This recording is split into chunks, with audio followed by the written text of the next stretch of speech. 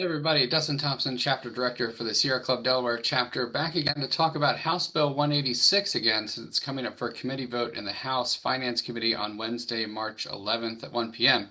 So we just did a video about the power market in Delaware and why continuing to saturate our energy portfolio with gas is likely going to result in higher energy prices and higher heating bills.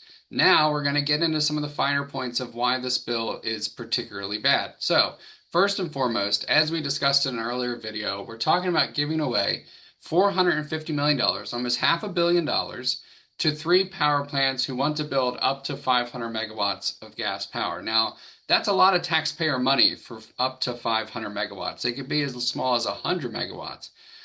Most of the new gas plants being built, just for context, for the power generation in PJM, they're larger than that. Most are in the 1,000 megawatt or gigawatt range. 500 megawatts is a relatively small plant, and likely, as we've stated in our previous videos, they're going to be used for behind the meter data center load, which the sponsors they should really be focusing on prohibiting that any large scale subsidies like this, again, we're talking about $500 million. We should be preventing and prohibiting them from going to data centers or really any kind of private development rather than infrastructure that's used in benefiting the public. We've never seen an incentive to this scale, $500 million, come through the General Assembly for energy infrastructure like this. Most of the grants that we have for solar and like Energize Delaware, the Green Energy Program, they're like in the $2,000 to $3,000 range. Some of them I think go as high as $4,000 for some larger projects. And we've seen that, of course, solar, we've done a study, right, and that the public benefits anytime we bring those projects online. So to make matters even worse, the power doesn't actually have to be connected to the grid, meaning that Delaware ratepayers are not going to see the benefit from a plant being built if the plant doesn't sell power and other services into the PJM markets where Delmarva and the other utilities, to one extent or another, purchase their power.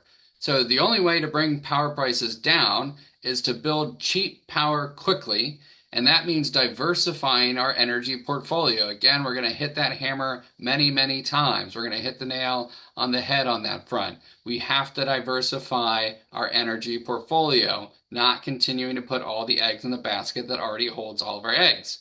The fastest way we do that is by building solar and storage. That's the quickest energy sources that we can get online. Storage in particular is important for bringing down peak load. So even if we were to acquire these gas plants to sell into the PJM markets, there's no prohibition on allowing the data centers to do independent contracts with those projects. So again, we need to prohibit that practice.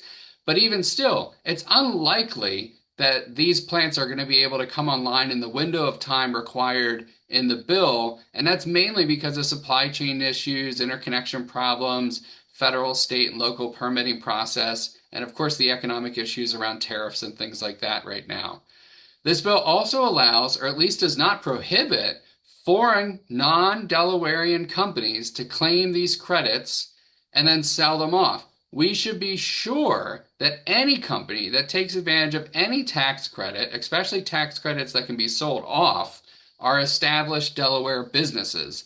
Delawareans should not be subsidizing non-Delaware businesses with our tax money to the tune of almost $500 million. Now, in an environment, we got to say, where certain party members are decrying tax subsidies for wind and solar at the federal level, and wanting to defund programs that fund low-interest loans and tax credit for these power resources, it is peak hypocrisy to offer almost $500 million in tax credits for what could be, relatively speaking, small-scale gas plants.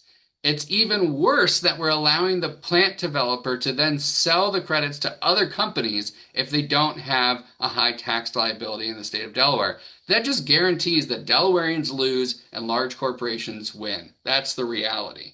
So the requirements in this bill around efficiency of plants, the amount of time they have to be required to run, provisions around carbon capture, all this other stuff, completely insufficient. And there's tons of other issues too. But to go through all of the issues in this bill, we'd have to make a whole lot longer of a video, which we're not going to do to you today. But the point is that there's a lot of issues in this bill that need addressing well before and above any action that happens on the state level. And so tune in for the next video where we're going to talk about what Delaware should be doing with our tax dollars and our limited resources.